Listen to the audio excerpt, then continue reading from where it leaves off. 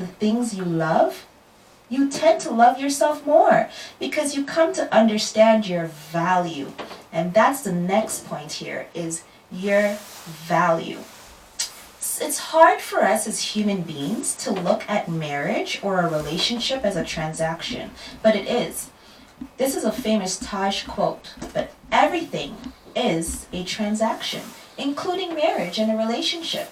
What do both parties bring to the table? See, as a matchmaker, what I do when a person comes to me, Taj, I want a wife. Great. What is your value? That's what I sit and think. I get my notebook out and I start calculating that person's value points. And it's not superficial things only, people. Like, I want to know, how do you treat service people? I want to know, how do you act with other people's children? I want to know, how do you treat your family, your parents, your aunts, your cousins, your sisters? Who are you? What is your value? What do you do for a living? How serious do you take your employment?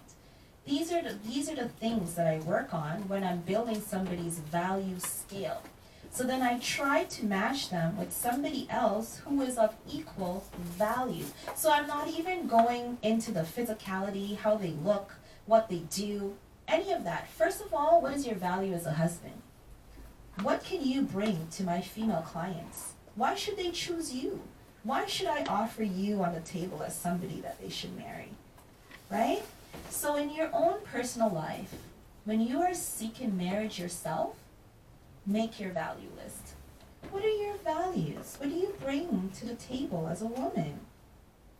Think deep and hard and don't think on the surface. It's not just, I can cook, I can clean, and I look good. Are you kind? Are you caring? Are you interesting? What do you watch on TV, on the internet? Because if you're not watching a love connection, you ain't saying nothing. Remember that. So anyway, what do you watch? What do you follow? What do you do in your spare time, right? These are the things that build your value and your character as a person. Really think about it, guys. When the show is over this evening, sit down and give it a good thought. This is your homework. This is everybody's homework this evening. You sit down with a piece of paper and pen and you write down what your value scale is. You give yourself 10% for every good value that you have. And don't just look on the surface like I just finished saying. You need to look deeper from within. Like, if you saw somebody in need on the road, what would you do? Like, this happened the other day. We were on the road, and there was a car in seemingly trouble of some sort. And there were 4 of us in the car, and only one of us was interested in what was going on with the person in trouble. That's what separates her from the rest of us, right? Like, that is her value. So if she was looking for a partner, I would sell that as one of her high points. You know, that's great value she has. She is someone who, even if she's busy, late, going somewhere to do something, she will take time to stop and care about her fellow man. That's a value point right there, guys. Or maybe you babysit for free. Or maybe you volunteer. Or maybe you're the go-to person in your family for advice, right? Those are great value points, okay? Which you shouldn't be anymore. You should be directing everybody's attention to moi. So that's that on when is the right time to seek marriage. I'm just going to make a little segue right now, guys, because I like to shake it up and keep it interesting. So right now is my Dear Taj moment. So what is a Dear Taj moment? We don't know nothing, Taj. This is your first show. Well, I'm explaining. The Dear Taj moment is where you can write me on any of the social media sites for the Love Connection. Check us out on Twitter at Love Connect TV, or on Facebook at GBKMFM or at Love Connect TV. And you can send in all your questions there, and I am always happy to answer, and I answer every single one. So let's get right into it. Our first question. And our first question goes, Dear Taj, my girlfriend wants a child. I think we're not ready. She's offended and thinks I don't want a child with her. But I do. I just not now. What do I do? How to make her understand? Signed, Chris. Well, first of all, Chris, because you are my first Dear Taj that I read on my show, on the first show, I have a special prize for you. So I will be sliding in your DMs. Look here, Chris's woman, it's nothing personal. I'm not trying to show him the titties. I just want to say hi to him and give him his prize, which is, drum roll please. All right, and the grand prize is an all-exclusive trip to Niagara Falls Grand Casino Hotel for two. So he will be taking his lovely lady there. Yes, people, yeah. He will be taking his lovely lady to a romantic Niagara Falls, all because of the Love Connect show. So if you are interested in winning a prize too, I mean, it won't be that great because it won't be my first episode anymore ever again. So if you missed it, too bad for you. But there'll be other great, wonderful prizes that you can win. And Chris, you're going to take your boo to Niagara Falls. Just don't get her pregnant there because I'm about to answer your question. So, what should we say about that? She wants a baby, you want a baby, but you don't think it's time. Well, you're not ready because you didn't marry her yet. So that right there is what you should say to her is, honey, give me a chance to put a ring on it before I put a baby in it, right? And next thing, Chris, well, why do you feel you're not ready? Like, are there situations that are in your control, or are they situations that are outside of your control? Like, you know, your age, you can't do anything about that. There's no magic potion to make you older. So, like, if it's your age, sit down and speak to her reasonably, you know? Or maybe, you know what I mean, things that are not in your control, opposed to things that are in your control, like you're trying to finish school, you're trying to work on a better job, or you want to move, several things like that. Like, I really would need to know why you find you're not ready to marry this girl who wants a child with you. Because I find a lot of times when my clients come to me and they're like, I'm not ready, and my girlfriend's pressuring me, and I'm just not ready for marriage, usually is what it is. Then I will say why, and like, oh, I just want to live my life for a bit. But you have been in a committed long-term relationship for 2+ years. You're not living the free life. You're not a single boys no more. You need to hang up your single boy hat, right? Like, come on. So what do you mean you're not ready? Here's the thing. You love the person genuinely for who they are. They love you. They love you genuinely for who you are. You guys work together in positivity as two people. You guys have the same goals. You guys have the same dreams. You guys are working in the same way, which means like this. One of you is always late, so one of you is always the one to know that I have to push this person about their time scheduling. You understand what I mean? Right. So like that. So Chris, to answer your question, what do? You tell her the first thing I said, you're not married, you're not ready. And then the next thing, you tell her, you speak to her openly, honestly. Because I find a lot of people are more willing to be open and honest with me than they are to be with their own partner. But hey, I am not the one you do 69 with. You need to be more open with the person that you spend all your time and energy with in bed, right? You got it backwards. You don't come out to the professional's office and then look to be open. You be open with your partner. Pillow talk, guys. That's what it's for. Pillow talk. You sit down. Yes, my people. You don't go out and about sharing like Sherry Shirley Mo. No. You sit with your person. You tell them, this is how I'm feeling. So for you, Chris, whatever your woman's name is, Christelle, Christelle, look, I love you, I want to breed you, but we're not ready right now for the breedings because we have a lot of things that we need to accomplish first. Then you make a list of the things that you want to accomplish. And if this girl doesn't agree with you, Honestly, Chris, you might need to send her to go and breed for somebody else. Chatting. I'm just joking, because you must love this girl so much that you sent a Dear Taj letter. And I want you guys to have a great time when you go to Niagara Falls, okay? On me. But I hope that answered your question. Just be honest with her, Chris. Tell her how you truly feel. Tell her what's really going on with you. And when she's angry, or if she's getting upset, let her get upset. Let her express how she feels. Let her be clear with you as to what she wants to happen. And hear her out. Because that's what happens a lot in relationships. A lot of couples come to me because they're fighting or they're quarreling or things are not working out. And all they need to do is listen to each other.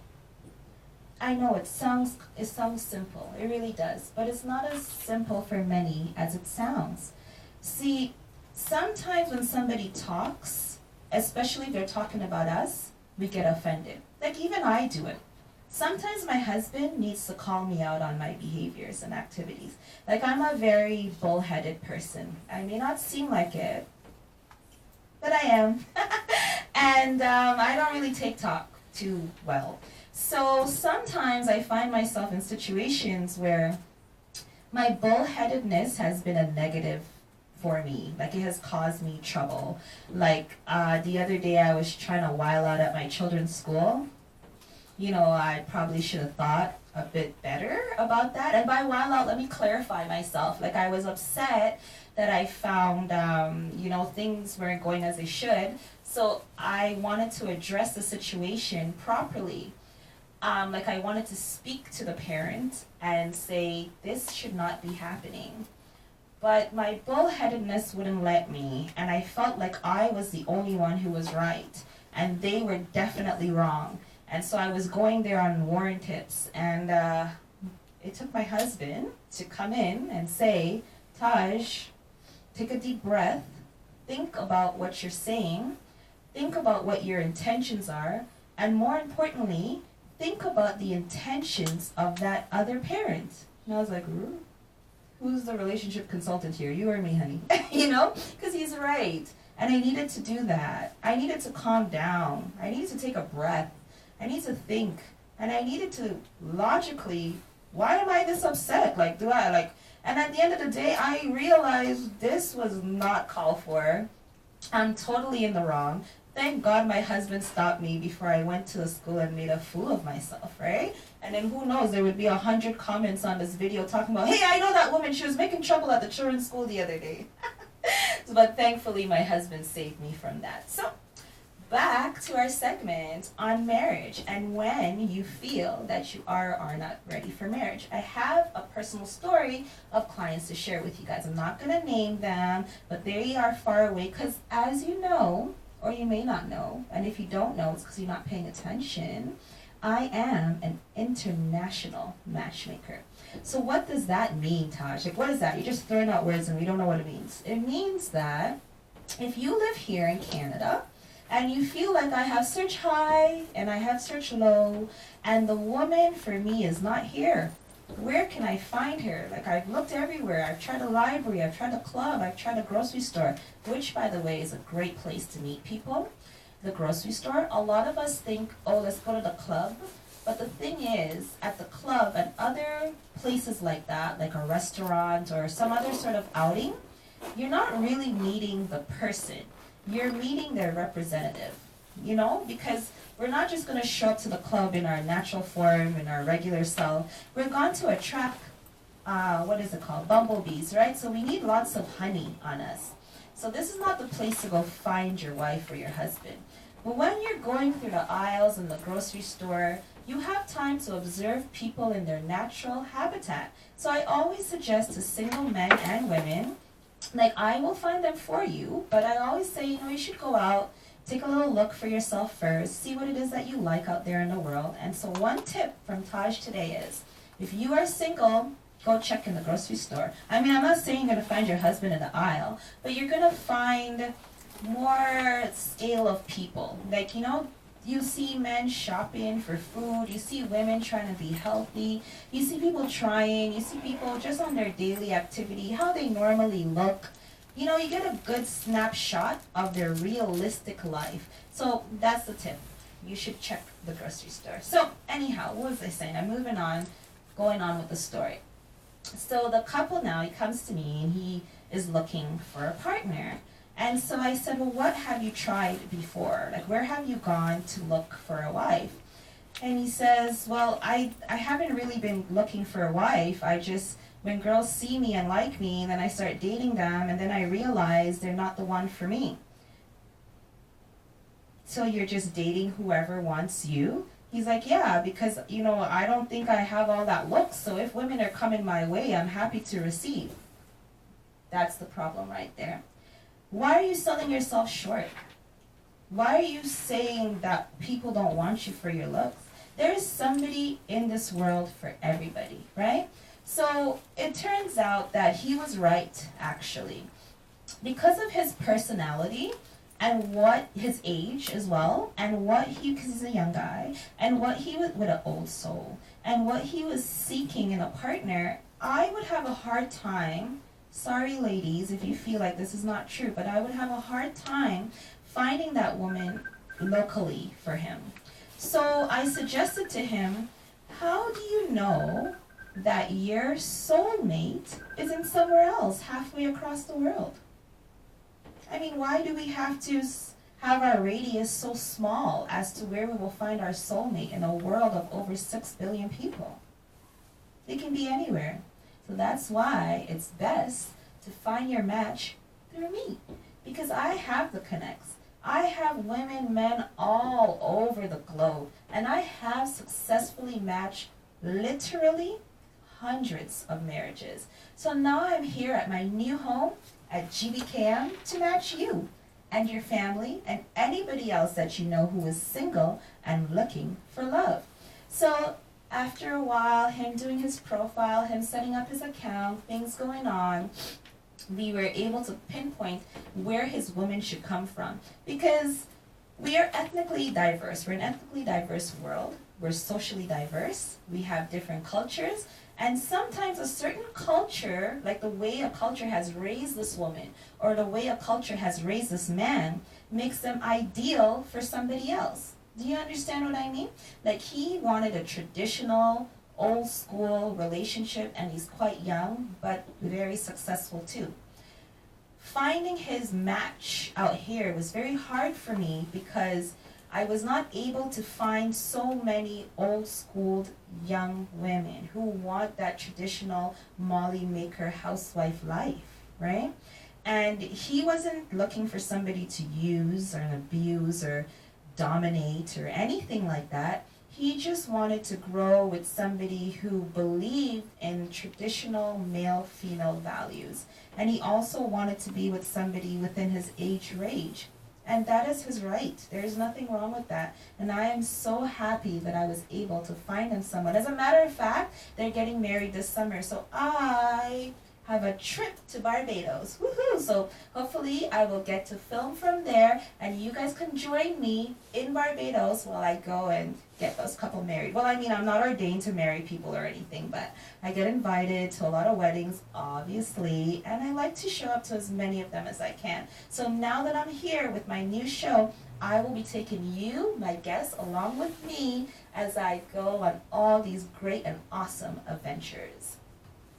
Now is a great, actually, hold on, before I go, because I'm really excited about the match of the week. I can't, like, I just want to say it right now. I can't wait. But I'm actually going to do it after I take a break and I come back. So actually, just hang on there. We're going to take a break right now. We're going to play some music. One of my favorite songs, David O. Fire. So David O., if you're looking, I know I see that you have a new boo thing and you're very happy. But if you want a wife or something, or David O.'s baby mothers, if you want me to get him to marry you, contact me, all right? So here we go. David O. Fire playing right now.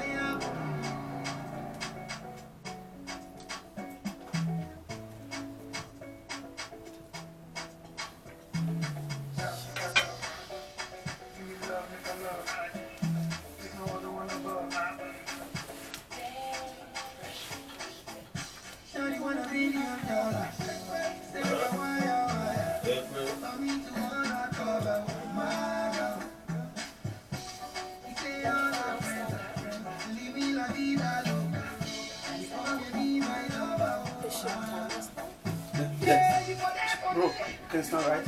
Hey, you can stand up now. They're not watching you. They're watching the video. Come see what they're watching at home. This is what